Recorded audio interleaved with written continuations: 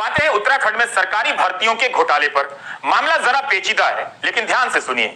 हर दिन नए नए तथ्य सामने आ रहे हैं। राज्य सरकार ने जांच के लिए विशेष कार्यदल का गठन कर दिया है, लेकिन जिस स्तर का घोटाला लगता है, मांग हो रही है कि बंगाल की तरह ईडी या सीबीआई से जांच कराई जाए।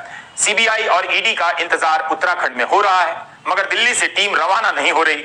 इस घोटाले से कोई भी विभाग नहीं बचा है। एक विभाग की भर्तियों में घोटाले की बात सामने आती है तो अगले ही दिन दूसरे विभाग की भर्तियों के घोटाले के राज खुलने लग जाते हैं।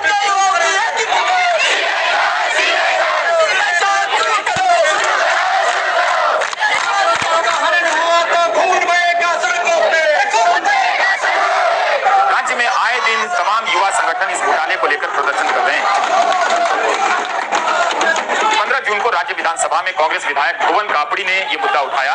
भुवन कापड़ी ने कहा कि कई साल से वन विभाग, शिक्षा विभाग, गृह विभाग, सचिवालय, ग्राम विकास पंचायत अधिकारी जैसी भर्तियों में घोटाले चल रहे हैं। इन भर्तियों के लिए होने वाली परीक्षा के प्रश्न पत्रों के लीक होने का जिक्र भी उन्होंने किया और सबूत भी दिखाए। उसके बाद से राज्य के अखबारों में इस घोटाले को लेकर अनेक खबरें छप चुकी हैं। सोशल मीडिया में भी यह मुद्दा छाया हुआ है। राज्य के बेरोजगार युवा संगठन इस मामले में मुख्यमंत्री पुष्कर सिंह धामी से मिले और उन्हें पेपर लीक होने के सबूत दिखाए, नतीजों में गड़बड़ियों के सबूत दिखाए, तब जाकर उन्होंने एसटीएफ से जांच के आदेश दिए। शुरुआती जांच में पता चला कि जो उम्मीदवार इंटरमीडिएट की परीक्षा में सिर्फ 35 अंक लेकर आया है, वही 40 दिन बाद हुई ग्रेजुएट स्तर की परीक्षा में सर्वाधिक 92 अंक लाया है। इससे शक गहराया, उसका पिछला रिकॉर्ड खंगाला गया तो शक पुख्ता होता चला गया। यही नहीं, आयोग की जनरल मेरिट जो पिछले कई सालों से 80 नंबर के आसपास आती रही, उसमें इस बार 100 उम्मीदवार 80 से 90 के बीच अंक ले आए। इस मामले की जांच में बीजेपी की एक जिला पंचायत के सदस्य हाकम सिंह को गिरफ्तार किया गया तो मामले की कई कड़ियां खुलने लगी। हाकम सिंह के जरिए एक ऐसे नेटवर्क का पता चलता है जिसके सहारे नेता, अफसर और दलाल मिलकर सरकारी भर्तियों में घोटाला कर रहे थे। इसी हाकम सिंह का नाम 2019 में फॉरेस्ट गार्ड के इम्तिहान में ब्लूटूथ से नकल के मामले में भी आया था।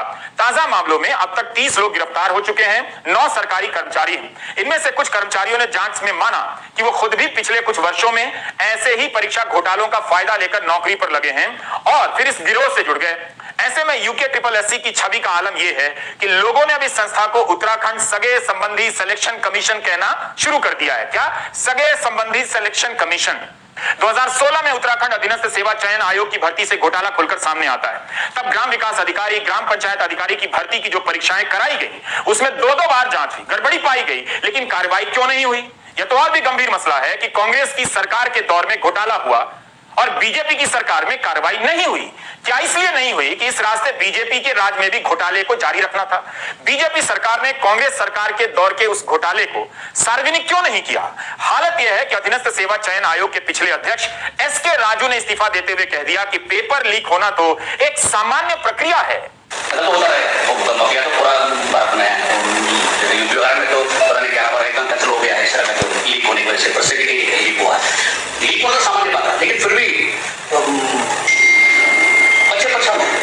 अधीनस्थ सेवा चयन आयोग की ताजा भर्ती घोटाले की अब सीबीआई जांच की मांग हो रही है, क्योंकि मामले के तार उत्तराखंड से लेकर उत्तर प्रदेश तक फैले हुए हैं। ऐसा ही आरोप 2020 में बीजेपी की सरकार में सहकारिता विभाग पर भी लगा। कांग्रेस के वरिष्ठ नेता गणेश गोदियाल ने आरोप लगाया कि सहकारिता मंत्री धन सिंह रावत ने यूके SSSC के बजाय सैकड़ों पदों पर भर्ती का काम एक निजी एजेंसी को दे दिया। उनके मुताबिक मई-जून में भर्ती इम्तिहान हुए उत्तराखंड से दूर नोएडा में, और वो भी ऐसे समय में जब कोविड का गंभीर दौर था। आने जाने पर तमाम पाबंदियां थी। उन भर्तियों पर यूके SSSC के तत्कालीन अध्यक्ष एस राजू ने भी संदेह जताया और कहा कि मेरे कहने के बावजूद FIR दायर नहीं हुई। वैसे एस राजू के दौर में हुई कई परीक्षाएं संदेह के घेरे में। अभी आयोग के घोटाले ही सामने आ रहे थे कि विधानसभा के भीतर से भी भर्तियों के घोटाले बाहर आ गए। कांग्रेस से लेकर बीजेपी की सरकारों के दौर के स्पीकर ने कथित नियमों के नाम पर इतनी भर्तियां कर डाली हैं कि हिसाब नहीं। विधायकों की संख्या 70 है, मगर अब यहाँ काम करने वाले कर्मचारियों की संख्या 500 हो गई है। जबकि देश की सबसे बड़ी विधानसभा उत्तर प्रदेश विधानसभा है, जहां 403 विधायक हैं। वहां उत्तराखंड से कम कर्मचारी। पड़ोस की हिमाचल प्रदेश विधानसभा में 68 विधायक हैं, वहां तो और भी कम। पिछली विधानसभा के स्पीकर प्रेमचंद अग्रवाल का नाम इस घोटाले में आया। इस समय अग्रवाल वित्त मंत्री बन गए हैं। आरोप है कि बिना किसी स्थापित प्रक्रिया के उन्होंने 74 भर्तियां कर डाली।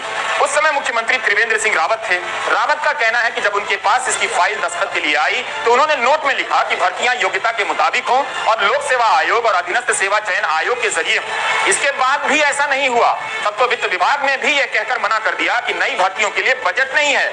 इस बीच त्रिवेंद्र सिंह रावत की कुर्सी चली गई, उनकी जगह तीरथ सिंह रावत आए और फिर कुछ ही दिन बाद पुष्कर सिंह धामी मुख्यमंत्री बन गए। राज्य में मुख्यमंत्री बदलते रहे मगर स्पीकर पिछले दरवाजे से भर्तियों को अंजाम देने में लगे रहे। उन्होंने एक नया रास्ता निकाला कि एक प्राइवेट एजेंसी के जरिए इन पदों के लिए आवेदन मंगाए जाएं और स्वीकार कर लिए जाएं। यही हुआ। 54 नियुक्तियों से बात शुरू हुई और संख्या का अंत हुआ 74 पर।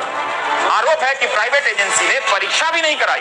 चुन चुनकर मुख्यमंत्री के निजी स्टाफ में काम करने वाले लोगों के परिजनों से लेकर तमाम मंत्रियों, बीजेपी और आरएसएस के पदाधिकारियों और बड़े अफसरों के करीबियों को नियुक्ति दे दी गई।